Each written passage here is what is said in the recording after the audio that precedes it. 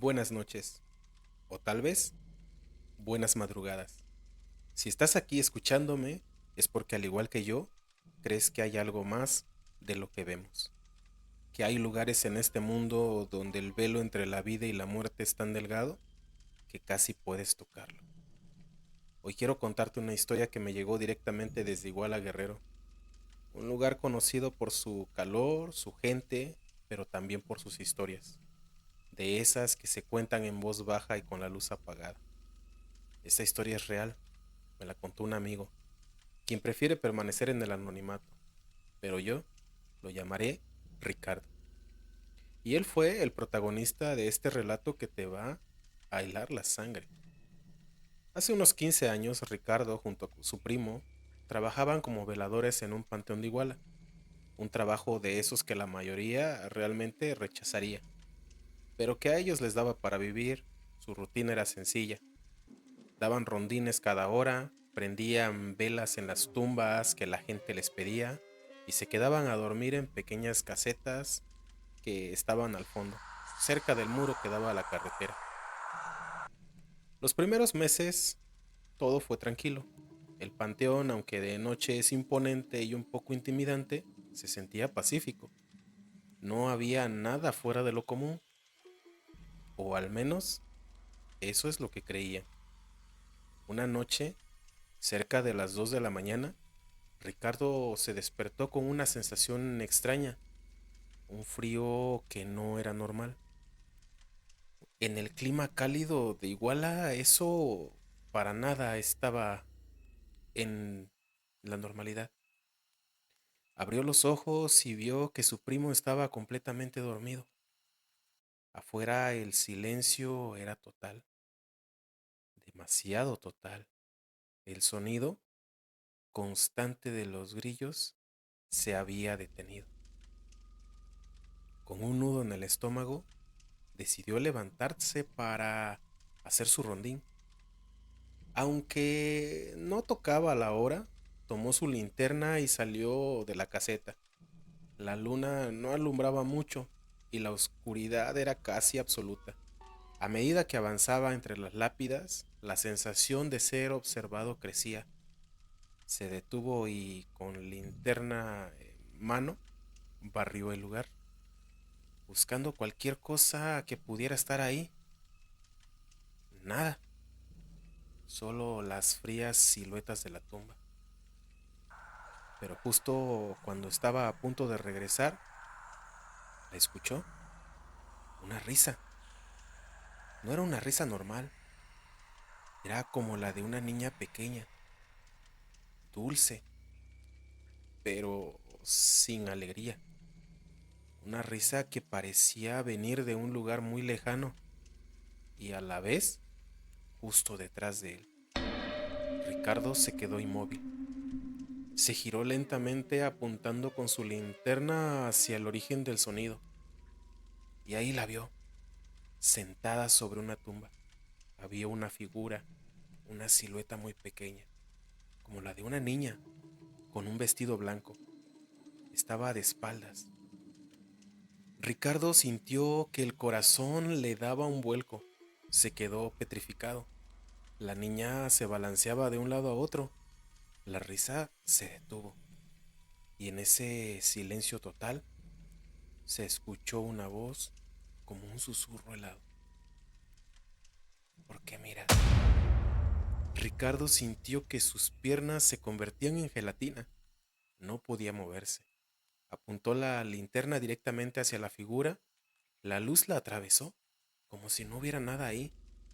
Era como una sombra o un reflejo, pero nada parecía real. La figura de la niña se giró lentamente y en su rostro no había nada, solo un vacío oscuro, un hueco en forma de cara.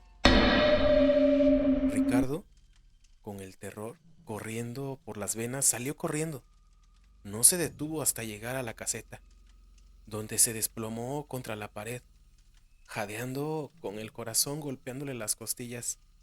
Su primo, que estaba ahí, despertó con el ruido y lo miró asustado. ¿Qué pasó? ¿Qué viste?, le preguntó.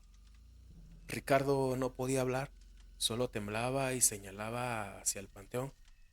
Su primo incrédulo salió a revisar y regresó de un par de minutos después, pero no había nada, solo el frío en el aire, el silencio. Le confirmó que quizá algo estaba ahí, pero ya se sentía la ausencia. Al día siguiente, Ricardo y su primo decidieron hablar con el encargado del panteón, un hombre de unos 70 años, que había trabajado ahí toda la vida. Le contaron lo que había pasado. El hombre los escuchó atentamente sin interrumpirlos. Cuando terminaron, el señor se quedó en silencio por un largo rato. Finalmente les dijo: ahí, en ese panteón, hay muchas almas en pena, almas que no tuvieron un final tranquilo. Pero hay una en particular, una niña. Los antiguos la conocen como la niña del vestido blanco. El encargado les explicó que la niña había muerto de una forma muy trágica hace algunos años y que su alma se había quedado atrapada en el panteón, buscando un escape, y que ella, de vez en cuando, se manifestaba. Pero lo que les dijo después fue lo que realmente les dio escalofríos. Ella no les hizo nada. La suerte de ustedes es que no la vieron de frente o no los miró a los ojos. Ella no es de las que asustan. Ella se va con los que miran.